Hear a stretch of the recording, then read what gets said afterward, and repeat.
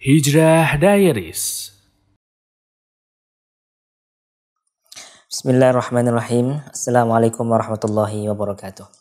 Sahabat Bias TV yang dimuliakan Allah Subhanahu wa taala. Allah Subhanahu wa taala berfirman di dalam Al-Qur'an, yaitu pada surat An-Nasr, "Idza jaa nasrullahi wal fath wa ra'aitan nasa yadkhuluna fi dinillahi afwaja fasabbih bihamdi rabbika wastaghfir innahu kana tawwaba." Apabila telah tiba pertolongan Allah dan Al-Fath atau pembukaan, dan kamu melihat orang-orang masuk Islam dengan berbondong-bondong, maka ucapkanlah tasbih dengan menyebut nama Tuhanmu, dengan memuji Tuhanmu, dan beristighfarlah, sesungguhnya Dia Tuhan yang Maha Penerima Taubat. Surat An-Nasr ini berbicara tentang pertolongan Allah Subhanahu wa taala kepada Nabi kita Muhammad sallallahu alaihi wasallam.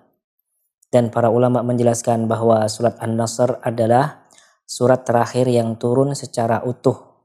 Karena beberapa surat di dalam Al-Quran turunnya tidak utuh.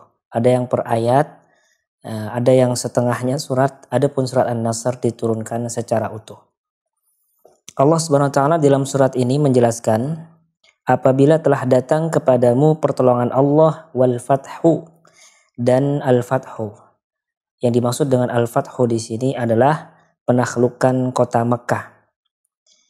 Kemudian Allah mengatakan wa ra'aitan nasa yadkhuluna fi dinillahi afwaja, dan kamu melihat orang-orang masuk Islam berbondong-bondong. Sampai diceritakan dalam sebuah riwayat bahwasannya ketika di akhir hayat beliau, setelah beliau menaklukkan kota Makkah, maka hampir seluruh kabilah Arab masuk Islam. Sampai-sampai ada tahun yang disebut dengan Amul Wufud, ya, tahun penerimaan tamu. Karena di tahun tersebut Nabi Shallallahu Alaihi Wasallam sibuk menerima tamu dari perwakilan kabilah Arab untuk menjadi saksi atas keislaman mereka. Di akhir ayat, di akhir surat Allah mengatakan fasabbih bihamdi rabbika wastaghfir. Maka bertasbihlah dengan memuji Tuhanmu dan meminta ampunlah kepadanya. Ada pelajaran menarik yang terkandung di ujung surat An-Nasr ini. Allah Subhanahu wa taala di awal surat atau di ayat yang pertama dan yang kedua mengingatkan Nabi kita Shallallahu alaihi wasallam tentang nikmat atau puncaknya nikmat yang beliau rasakan di dunia ini, yaitu dakwah beliau bisa diterima oleh masyarakat Arab, oleh orang-orang, sampai orang-orang masuk Islam secara berbondong-bondong. Dan beliau bisa menaklukkan kota Makkah yang tadinya dikuasai oleh orang-orang musyrik. Kemudian kota tersebut diambil alih menjadi kotanya kaum muslimin, bahkan menjadi kiblatnya kaum muslimin. Maka di ujung ayat ini Allah ingatkan Nabi kita Muhammad SAW sebagai bentuk rasa syukur untuk bertasbih, memperbanyak tasbih, mensucikan Allah Subhanahu wa taala. Kemudian memuji Allah Subhanahu wa taala atas nikmat tersebut. Dan kemudian yang ketiga adalah beristighfar.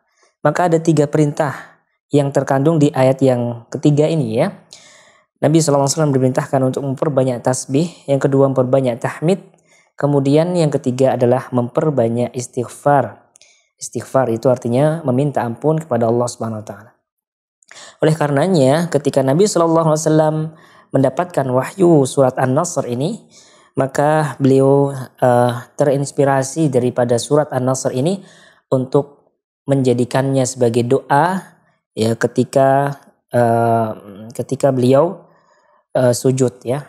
Beliau berdoa, subhanakallahumma rabbana wa bihamdika Allahumma gfirli, ya. Subhanakallahumma, maha suci Allah, maha suci Engkau ya Allah Tuhan kami, dan dengan segala puji untukmu. Allah maghfirli, ya Allah ampunilah aku. Nah, inilah bentuk syukur, ya. Ketika seorang itu bersyukur, tanda bahwasanya syukur seorang itu sempurna ketika ibadahnya itu semakin baik, semakin semangat.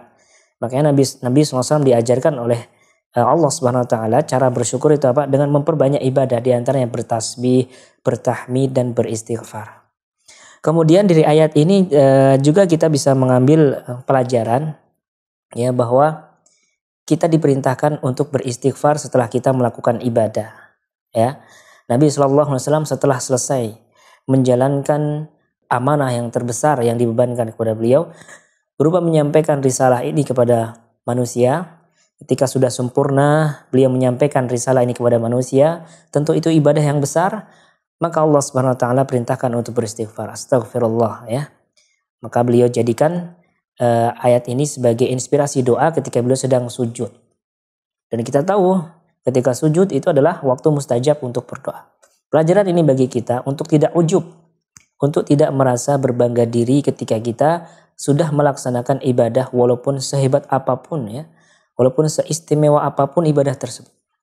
Nabi kita SAW orang yang paling baik ibadahnya, orang yang sosok yang telah melaksanakan ibadah teragung yang pernah dilakukan oleh manusia, yaitu menyampaikan wahyu-wahyu Allah Subhanahu wa taala. Itu pun di ujung hayat beliau diperintahkan oleh Allah Subhanahu wa taala untuk wastaghfir, untuk beristighfar. Ya, kita tahu bahwasanya ayat ini, perintah ini hadir di hadapan Nabi ketika di ujung ayat beliau, ya, karena Ibnu Abbas radhiyallahu anhuma ketika menafsirkan ayat ini, apa yang dimaksud dengan fasabbih bihamdi rabbika wastaghfir innahu kana tawwaba, ya, bertasbihlah kamu dengan muji Tuhanmu dan beristighfarlah. Kata Ibnu Abbas radhiyallahu anhuma, itu tanda ajalnya Nabi sudah dekat. Dan tafsiran ini diamini oleh sahabat senior yaitu Umar bin Khattab radhiyallahu anhu.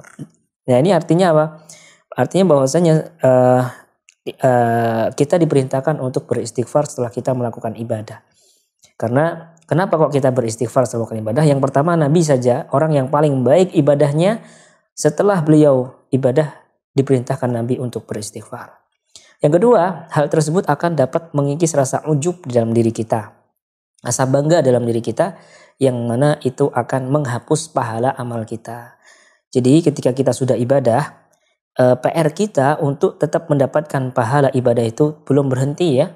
Begitu selesai kemudian selesai, insya Allah dicatat sebagai pahala, itu belum selesai. Setan akan masih datang kepada kita membisikkan agar muncul, agar kita menceritakan misalnya. Kemudian dengan penuh kesombongan kita menceritakan, na'udzubillah. Kemudian riya, kemudian kita merasa bangga, ujub, ya kan.